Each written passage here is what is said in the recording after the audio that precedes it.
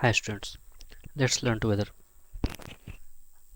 मैंने last class में आपको एयर के बारे में समझाया था। इस चैप्टर में हम लोग एयर के बारे में पढ़ रहे हैं। ठीक है, चलिए तो एक क्विक रिवीजन कर लेते हैं। मैंने इंट्रोडक्शन में बतलाया था कि हमारे अर्थ के जो क्रस्ट है या सरफेस है उसके ऊपर में एक इन्वायरमेंट का एक लेयर है। ठीक है, उस लेयर की वजह से ही हमारे अर्थ पे एयर है। ठीक है, इसी की वजह से हमारे जो पेड़ के पत्ते हैं हिल रहे हैं, या कपड़े हमारे सूख रहे हैं, या हमारी पतंग जो काइट है उड़ रही थी। ठीक है, फिर हमने विनोइंग के बारे में जाना जो हम लोग लास्ट क्लास में पढ़ चुके हैं इसी प्रीवियस वाले चैप्टर में। फिर मैंने खिड़की के बारे में आपको बतलाया कैसे एक चकड़ी जो एयर के प्रेजेंस को शो करती है कि अगर चकड़ी को आप लेके तेज़ी से भागते हो तो वो बीच में बहुत तेज़ी से घूमने लगती है। ठीक है, फर्दर फिर मैंने आपको बताया वेदर क्लॉक के बारे में, किस तरीके से पुराने ज़माने या अभी भी लोग हवा के डायरेक्शन से पता कर लेते हैं कि कौन सा मौसम आने वाला है। ठीक है, फिर मैंने आपको एक्टिविटी 2 बतलाई थी, जैसे कि प्रेजेंस ऑफ एयर। मैंने आपको खाली बोतल लेने के लिए बोला था, लेकिन एक्चुअली में वो बोतल खाली नहीं थी, उसके अंदर एयर ऑलरेडी मौजूद थी। ठीक है, चलिए फिर मैंने आपको कॉम्पोजिशन ऑफ गैसेस बताई थी। एक आज मैं इसे फिर से समझा देता हूँ ठीक तरीके से। ठीक है, एयर में वाटर वेपर है, जो मैंने आपको कुकर बताया था कि आप किचन में चले जाते हो तो इस तरीके से कुकर है, उसमें सीटी लगी हुई होती है। आप कुछ देर के लिए जब इसे गर्म करते हो तो ये सीटी ऊपर उठ जाती है और इसमें से गर्मा गर्म भाप निकलता है। उसी भाप को हम लोग वाटर वेपर कहते हैं। ठीक है, फिर ऑक्सीजन जो हमारे रिस्पिरेशन के लिए बहुत ज़्यादा ज़रूरी है, पेड़ पौधे हो या जानवर हो सभी के लिए। फिर नाइट्रोजन गैस मैंने बताया कि पुराने ज़माने के बल्ब में अंदर नाइट्रोजन गैस भरी हुई होती थी। ठीक है, तो अगर आप इसे फोड़ते हो तो एक फट से आवाज़ आती है उसी नाइट्रोजन गैस की वजह से। कार्बन डाइऑक्साइड, जो कोई भी कपड़ा अगर हम जलाते हैं या कुछ ऐसी चीज़ जलाते हैं जो पूरी तरीके से नहीं जल पाती है और उसमें से काला काला जो धुआं निकलता है उससे कार्बन डाइऑक्साइड कहते हैं।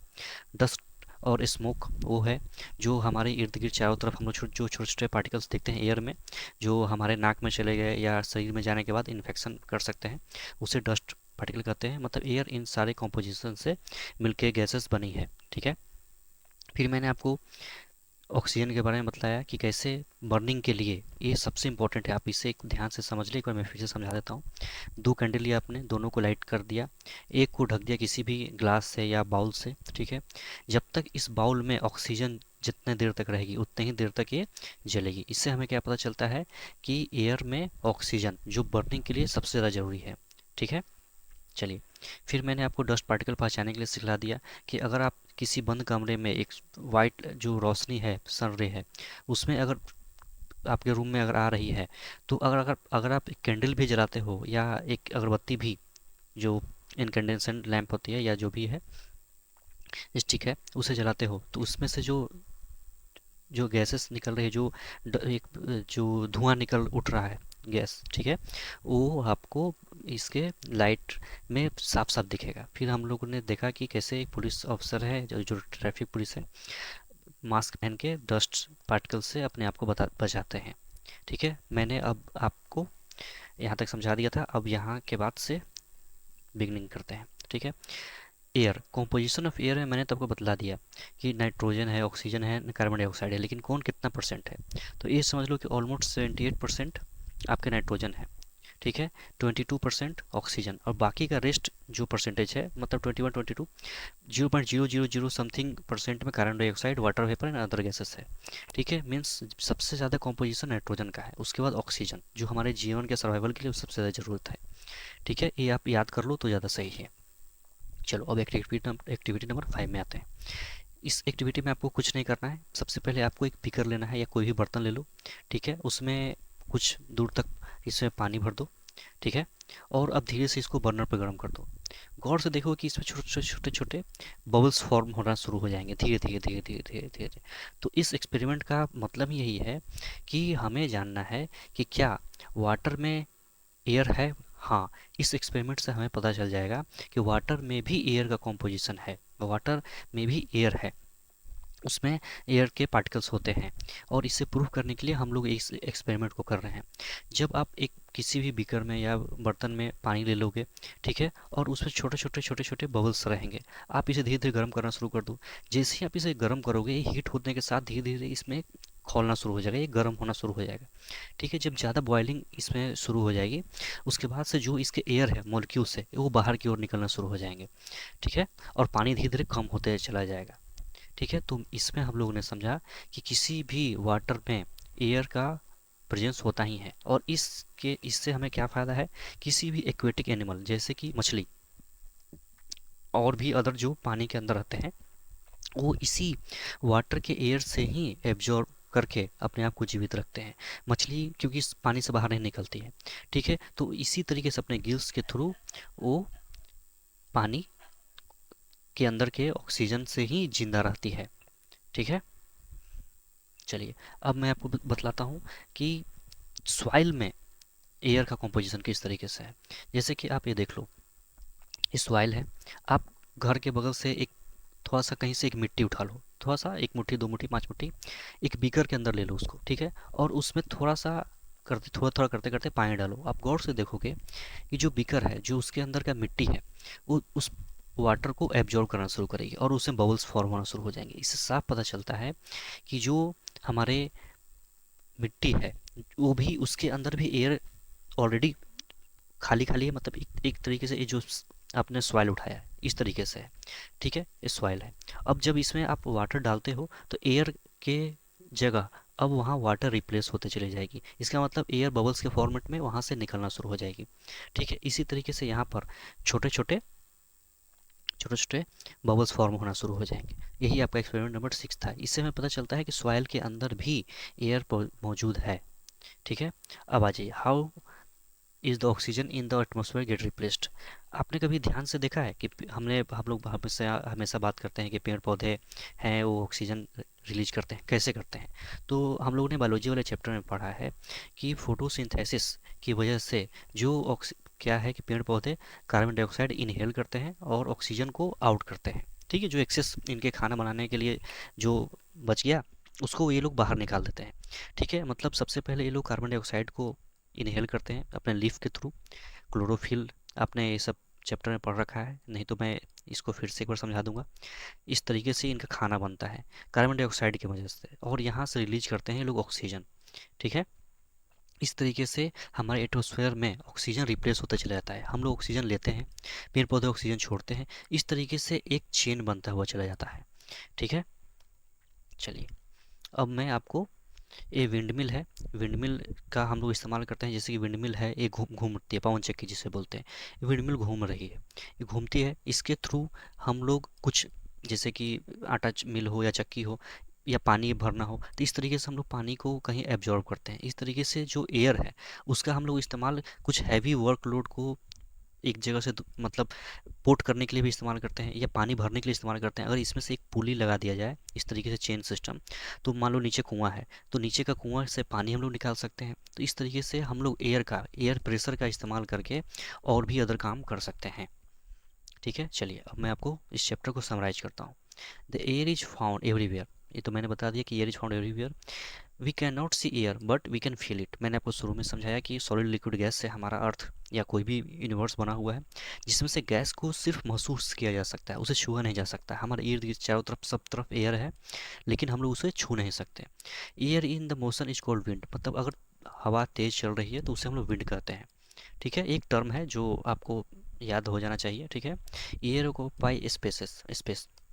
जैसे कि मैंने आपको बताया कि आप एक ग्लास लो, तो ग्लास अगर अगर आप खाली भी लेते हो तो एयर ऑलरेडी उससे मौजूद है।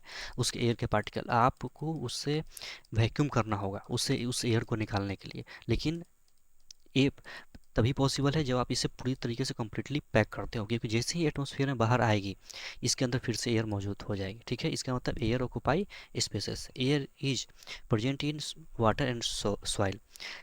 मैंने अभी भी आपको बतलाया कि जब आप पानी को या बीकर को गर्म करते हो, वाले बीकर को, तो उसमें से जो वाटर में एयर मॉलिक्यूल हैं वो बाहर निकलने लगते हैं। इससे हमें पता चलता है कि वाटर में भी एयर है। अगर आप किसी बीकर में थोड़ा सा अगर सॉइल लेते हो, मिट्टी ले लेते हो, ठीक है, और उसमें अगर पानी डालते हो तो इसमें से एयर बबल्स निकलते हैं। इससे हमें क्या पता चल गया कि हमारे जो सॉइल में भी एयर के पार्टिकल्स उसमें है, एयर के मॉलिक्यूल्स उसमें है, और जैसे ही मैंने पानी उसमें डाला उन्होंने उससे रिप्लेस कर दिया वाटर से, ठीक है। Air is mixture of nitrogen, oxygen, carbon dioxide, water vapour and few other gases. इसमें नाइट्रोजन, ऑक्सीजन मेन है, carbon dioxide, water vapour and other gases 0.00 something में है, ठीक है।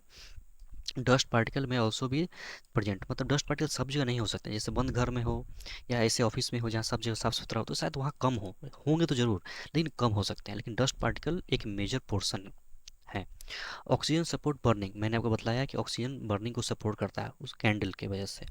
कैंडल को अगर आप बर्न करते हो और इसे आप ढक देते हो किसी भी आपके यूटेंसिल से, तो उस यूटेंसिल में जब तक, बर्तन से, किसी भी बर्तन से, तो अगर उस ग्लास में या उस बीकर में जब तक उसमें ऑक्सीजन है तब तक ही वो कैंडल जलेगी, नहीं तो कैंडल बुझ जाएगी। और ये ऑक्सीजन हमारे लिविंग ऑर्गेनिज्म के लिए सबसे ज़्यादा इंपॉर्टेंट है, हमारे लिए, पेड़ पौधों के लिए, हमारे एनिमल्स के लिए, ठीक है। The the envelope the envelope of air that surround the earth is called atmosphere. मैंने आपको शुरुआती में ही समझाया था कि एटमॉस्फेयर क्या है। अर्थ के जो सबसे ऊपरी सरफेस है उसके ऊपर का जो इस लेयर को हम लोग कहते हैं एटमॉस्फेयर, उसी में हम लोग, हमारा अर्थ उसी में है। इसीलिए हमारे इर्द गिर्द चारों तरफ एयर है। ये एटमॉस्फेयर किसी अदर प्लेनेट पे नहीं है, मून पे, मार्स पे, कहीं नहीं, सिर्फ हमारे ही अर्थ पे है। इसलिए हमारे यहाँ लाइफ एग्जिस्ट करती है। Atmosphere is essential for the life, मैंने अभी आपको समझाया कि लाइफ के एग्जिस्टेंस के लिए हमारा एटमॉस्फेयर का होना बहुत ज़्यादा ज़रूरी है, ठीक है। Aquatic animal use dissolve water for respiration, मैंने आपको बताया कि कैसे मछली है, ठीक है, वो उसके पास गिल्स है, नोज तो होती नहीं है, तो वो क्या करती है कि जो वाटर के अंदर है, वाटर है, ठीक है, इसमें डिजोल्व ऑक्सीजन होती है। जिस जिस पानी को भी हम लोग गर्म कर रहे थे उसमें से जो गैस बाहर निकल रही थी, उसी गैसेस में ऑक्सीजन होती है। उसी ऑक्सीजन को कंज्यूम करके एक्वेटिक एनिमल, पानी वाले जानवर, जीव जिंदा रहते हैं, जैसे कि मछली, घड़ियाल और भी बहुत सारे, ठीक है। Plants and animal depend on each other, plant और एनिमल एक दूसरे पर डिपेंड करते हैं, ठीक है। कैसे कि प्लांट कार्बन डाइऑक्साइड इनहेल करते हैं, मतलब ले अपने एब्जॉर्ब करते हैं और ऑक्सीजन को रिलीज करते हैं, और हम एनिमल्स क्या है, जैसे ह्यूमन बीइंग या एनिमल्स, हम लोग ऑक्सीजन को इनहेल करते हैं और कार्बन डाइऑक्साइड को एक्सहेल करते हैं, मतलब बाहर निकालते हैं। इस तरीके से एक पूरा एक चेन बनते चला जाता है और हम एक लोग एक दूसरे पे डिपेंडेंट है।